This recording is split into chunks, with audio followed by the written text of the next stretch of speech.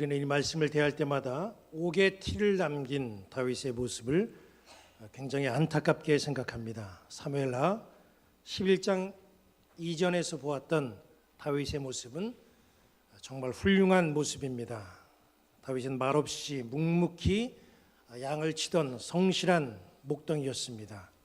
하나님을 모욕하는 오만한 골리앗을 보고만 있을 수 없어서 골리앗에게 싸움을 걸었고 대항했고 또 승리했습니다. 사울왕이 악신이 들렸을 때에 영감 있는 찬양을 통해서 악신을 내쫓는 그런 영성도 보였습니다. 사울왕이 잘못도 없는 자기를 죽이려고 쫓아다닐 때에 모든 것을 하나님 앞에 맡길 줄 알았던 대단히 성숙한 신앙이었습니다. 왕이 되고 나서도 사울의 집안을 돌봐줄 줄 아는 마음이 따뜻한 그런 사람이었습니다.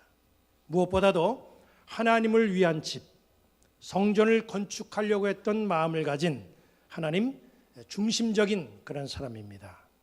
그런데 이런 다윗이 오늘 본문에서는 전혀 다른 모습을 보입니다.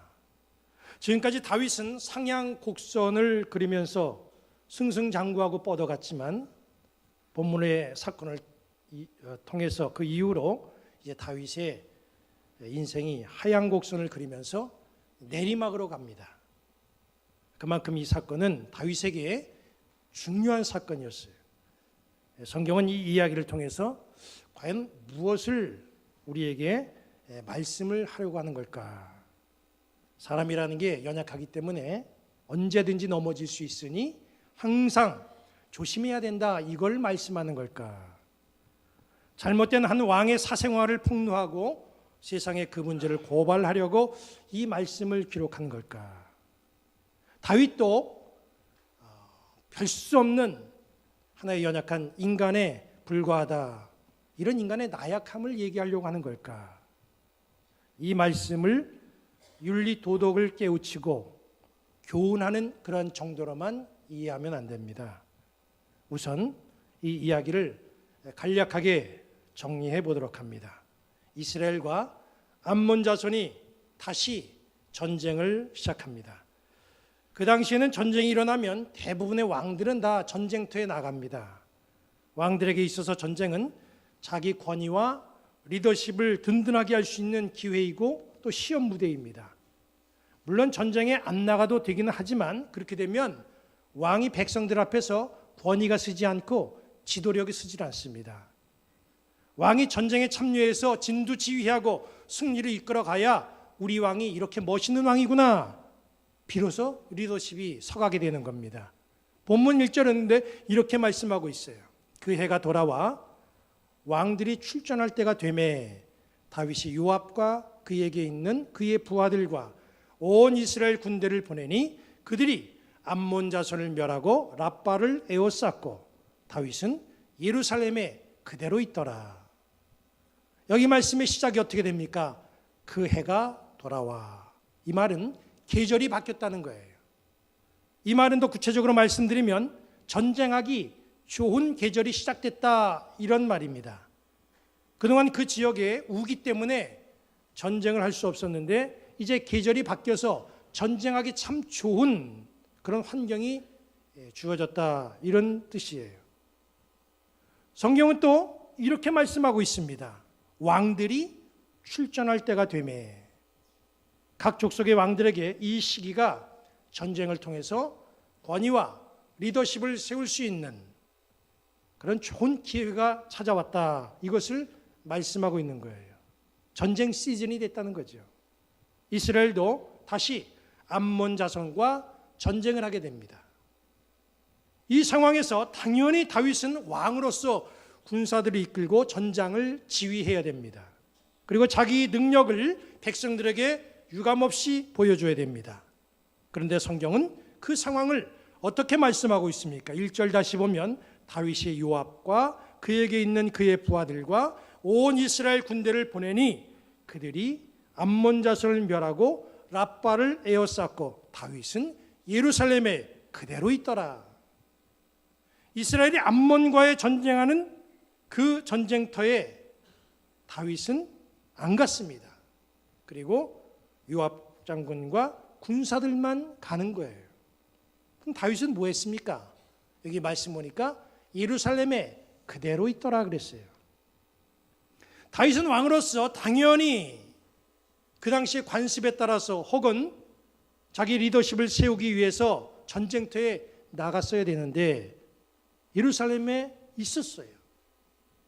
왜 전쟁에 참여하지 않고 다윗은 예루살렘에 그대로 있었을까요? 무엇 때문에 그랬습니까? 더 이상 뭔가를 보여주지 않아도 될 만큼 백성들에게 충분히 리더십을 인정받았기 때문일까요? 다윗에게서 비정상적이고 상식밖의 모습들이 지금 막 보이고 있습니다. 이해가 안 가는 다윗의 모습은 여기서 끝이 아니에요. 본문 2절을 보십시오. 저녁 때에 다윗이 그의 침상에서 일어나 왕궁 옥상에서 거닐다가 그곳에서 보니 한 여인이 목욕을 하는데 심히 아름다워 보이는지라. 여기 말씀 보니까 저녁 때에, 저녁이라는 게 뭐예요? 저녁은 하루가 마무리되는 시간입니다. 직업상 밤에 일을 해야 되는 그런 사람들을 제외하고는 저녁 때가 되면 모든 하루의 일과를 정리하고 집으로 와서 침상으로 가는 것이 이게 정상이지요. 밤이 되면 잠을 자고 아침이 되면 일하고 활동합니다. 그런데 다윗은 어땠습니까? 반대였어요. 2절 말씀이 다윗의 행동을 어떻게 말씀하고 있습니까? 저녁 때에 다윗이 그의 침상에서 일어나, 아침에 일어난 게 아니라 저녁이 되니까 일어났어요. 해가 뜰 때 일어난 게 아니라 해가 지니까 그때 부시시 일어났다는 거예요. 저녁에 일어났다고 하는 것은 내용은 우리가 잘 모르겠지만 일단 낮잠을 잔 거예요. 다윗이 낮잠을 자고 있는 그 시간에 백성들은 뭐 했습니까? 암몬 자손과 피를 흘리면서 싸우고 있었어요. 이걸 보면 다윗의 행동은 정상적인 모습이 아니죠. 활동해야 될 낮에 잠을 잔다는 것도 이해가 안 되고, 더군다나 백성들은 지금 전장에서 피를 흘리면서 전쟁을 하고 있는데 왕이 대낮에 잠을 잔다고 하는 거, 이건 도대체 이해가 되질 않습니다. 저녁에 일어난 다윗이 옥상을 거닙니다. 옥상을 거니다가 목욕하는 여인을 보게 되죠. 보통 우리가 낮에 잘 보이는 게 있고 밤에 잘 보이는 게 있습니다. 우리 교회 요 큰 대로 건너편만 하더라도 낮에 잘 보이는 게 있고 밤에 잘 보이는 게 있어요. 낮에는 한산했던 곳이 이 밤만 되면 휘황찬란해지는 그런 곳이 있습니다. 또 밤에는 너무나 적막이 흐르는 고요한 곳이 낮만 되면 막 활기를 띠는 데가 있어요. 물론 밤에도 건전하게 일하는 곳이 있기는 하지만 보통 우리가 생각할 때에 밤이 활기차다, 이거는 건전하다고 볼 수는 없습니다. 우리가 얘기하죠. 불타는 금요일, 밤문화, 이런 말은 사실 좋은 뉘앙스를 주지 못합니다. 다윗은 밤에 일어났어요. 밤에 행동을 했습니다. 밤에 보지 말아야 될 것을 보았고 결국 죄악의 올무에 걸려들었습니다. 전쟁에도 안 나가고 낮잠 자다가 저녁에 일어나고 목욕하는 여인 보게 되고 부하를 보내서 그 여인을 데려오게 하고 동침하고 보내는 이 다윗의 모습에서 우리가 무엇을 볼 수 있습니까? 모든 것을 다 할 수 있는 왕의 권력을 볼 수가 있어요. 여러분, 이제 집에 가셔서 이 사무엘하 11장 말씀을 전체를 한번 정독해서 보시기 바랍니다. 읽어보면서 무엇을 느낄 수 있냐면 다윗의 행동에는 거침이 없구나. 다윗은 하고 싶은 대로 다 하는구나. 다윗은 마음 먹은 것이 있는 건 다 하고 다 되는구나. 여러분, 이런 생각을 갖게 합니다. 여기에 등장하는 밧세바의 모습을 보면 전혀 저항하는 모습이 없어요. 밧세바는 완전히 수동적입니다. 다윗은 부하를 시켜가지고 그 여인의 정체를 알아보지요. 알아보니까 그 여인이 엘리암의 딸이고 특히 다윗의 충성스러운 부하 우리아의 아내였어요. 그런데도 다윗은 그 여인을 데려오라고 명령했고 부하들은 그 여인을 데려옵니다. 이쯤 되면 다윗의 부하들은 우리 왕이 뭔가 좀 잘못돼 가고 있구나. 우리 왕의 행동은 정상적인 게 아니다. 문제가 있다. 죄다. 얼마나 다윗의 행동이 잘못됐는지를 이 부하들은 압니다. 그런데 그 누구도 왕이 시키는 일, 왕이 하는 일에 토를 달거나 이의를 제기하는 사람이 없습니다. 왜 그랬습니까? 왕은 모든 것을 다 할 수 있는 절대 권력을 가졌기 때문에 그런 거예요. 다윗 왕은 모든 것을 하고 싶은 대로 할 수 있었고 그런 권력이 다윗에게 주어졌어요. 동화책에 보면 모든 것을 해낼 수 있는 물건이 있죠. 서양에서는 그것이 요술램프입니다. 우리나라에서는 뭡니까? 도깨비 방맹입니다. 요술램프를 문지르면 램프의 하인이 나와서 무엇이든지 요구하는 대로 다 해냅니다. 도깨비 방맹이를 내리치면서 금 나와라, 은 나와라 주문하면 금과 은이 쏟아집니다. 사람들은 이 동화책에 나오는 이 내용들을 머릿속에 상상해 보면서 야, 참 좋겠다 이런 생각들을 합니다. 그러나 우리 한번 생각해 보세요. 우리가 모든 것을 내 마음대로 다 할 수 있다고 한다면 좋을 것 같고 행복할 것 같습니까? 모든 것을 마음먹은 대로 내가 다 할 수 있다면 우리에게 행복이 찾아오는 게 아니라 죄가 찾아오게 되어 있습니다. 왜냐하면요, 우리 인간에게는 욕망이 자리 잡고 있기 때문에 그래요. 무엇이든지 다 할 수 있는 힘이 욕망과 결합하게 되면 무서운 죄가 만들어져서 우리를 타락하게 만듭니다. 돈과 권력의 힘이 욕망과 결합해 보세요. 그건 죄가 만들어지게 되어 있습니다. 본문의 다윗이 바로 그런 경우에 걸려든 거예요. 본문은 단순히 한 인간이 절제하지 못해서 죄를 범하는 것을 이야기하는 게 아니에요. 모든 것을 다 할 수 있다는 것이 얼마나 무모한 것이고 죄를 불러오게 하는 것인지 이것을 말씀은 이야기하고 있는 겁니다. 우리가 다 할 수 있는 능력을 갖춘다면 신앙생활에도 문제가 돼요. 다 할 수 있는 사람이 왜 하나님을 찾겠습니까? 사탄이 아담과 하와에게 시험한 선악과가 바로 이런 문제입니다. 선악과를 먹으면 눈이 밝아져서 하나님처럼 된다. 그렇게 유혹했죠. 하나님처럼 된다는 게 무슨 뜻이에요? 다 할 수 있게 된다 그런 말 아닙니까? 다 할 수 있으니까 너 하나님처럼 돼서 네가 하고 싶은 대로 누구 말 듣지 않고 내 욕망대로 내 욕구대로 그렇게 하면서 살아라. 이런 유혹의 시험이 사탄이 준 시험이에요. 우리가 그렇게 된다면 우리가 신앙을 유지할 것 같습니까? 하나님 말씀 들을 것 같아요? 우리 인간은 우리 스스로를 통제하지 못합니다. 훌륭한 신앙인인 바울조차도 로마서 7장 23절 24절에 이렇게 말씀했습니다. 내 지체 속에서 한 다른 법이 내 마음의 법과 싸워 내 지체 속에 있는 죄의 법으로 나를 사로잡는 것을 보는도다. 오호라, 나는 곤고한 사람이로다. 이 사망의 몸에서 누가 나를 건져내랴. 바울이 얼마나 훌륭한 신앙인입니까?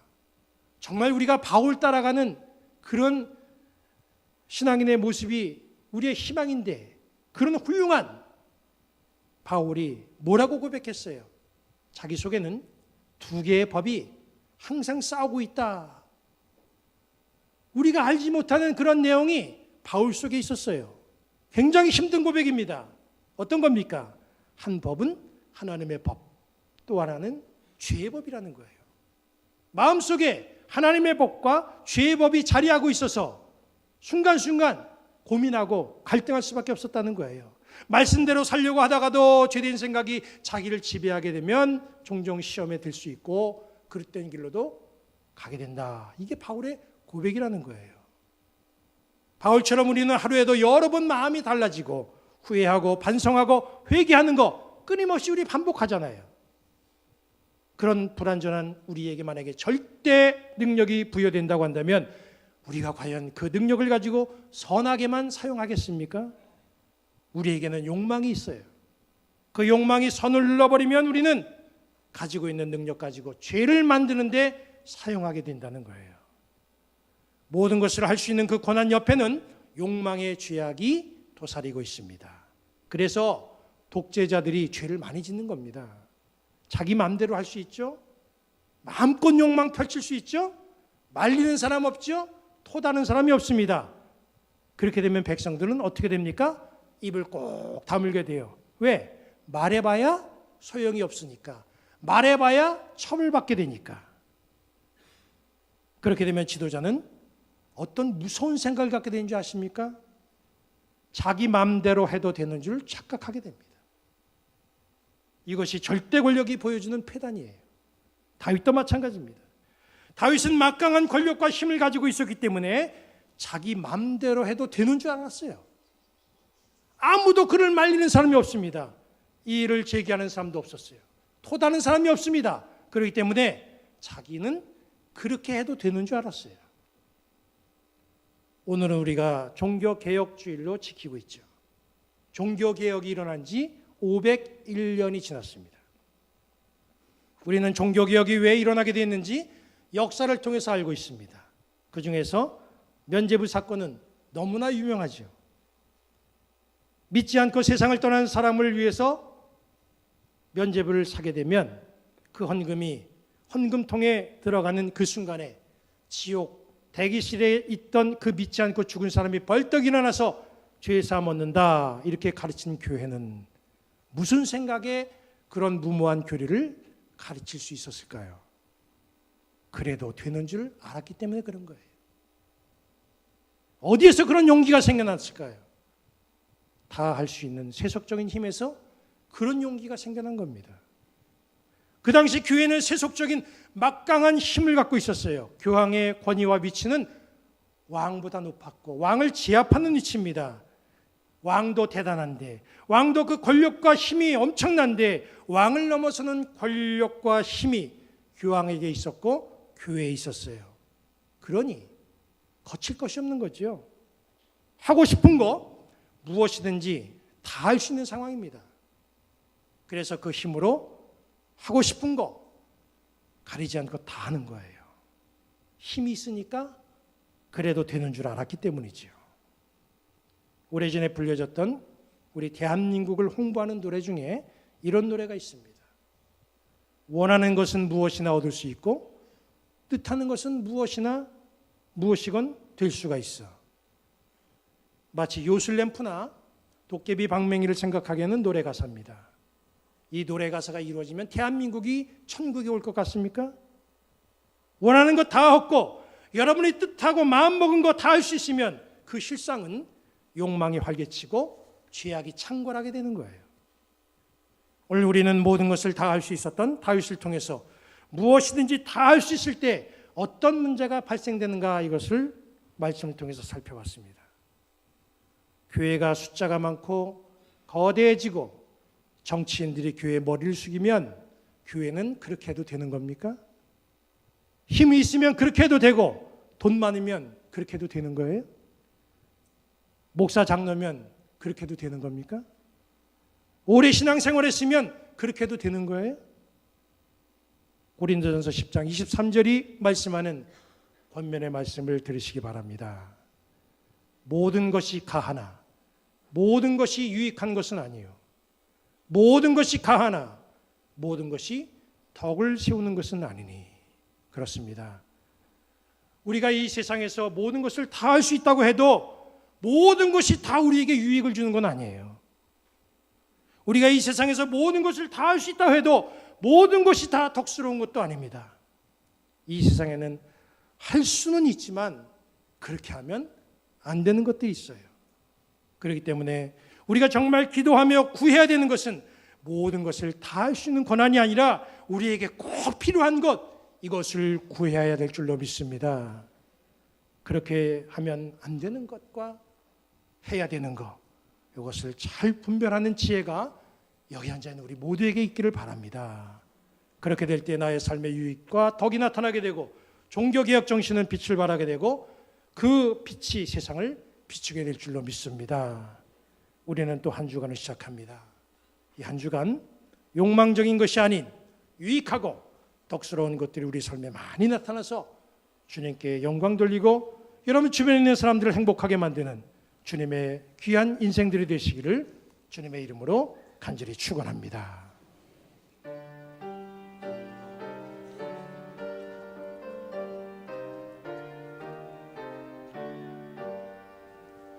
뜻없이 무릎 꿇는 그 복종 아니요 운명에 맡겨 사는 그 생활 아니라 우리의 믿음 지솟아 독수리 날듯이 주 뜻이 이루어지다 외치며 사나니 약한 자 힘주시고 강한 자 바르게 주한 자 정케함이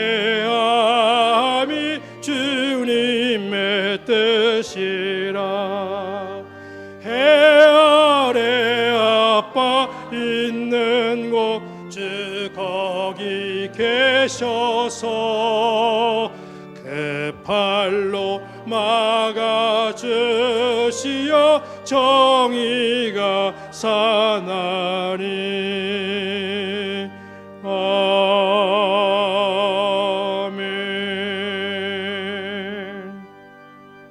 하나님이 여러분에게 복을 주시고 여러분을 지키시기 원하며 하나님이 그의 얼굴을 여러분에게 비추사 은혜 베푸시기를 원하며 하나님이 그 얼굴을 여러분에게로 향하시고 평강 주시기를 성부, 성자, 성령의 이름으로 축원합니다. 아멘.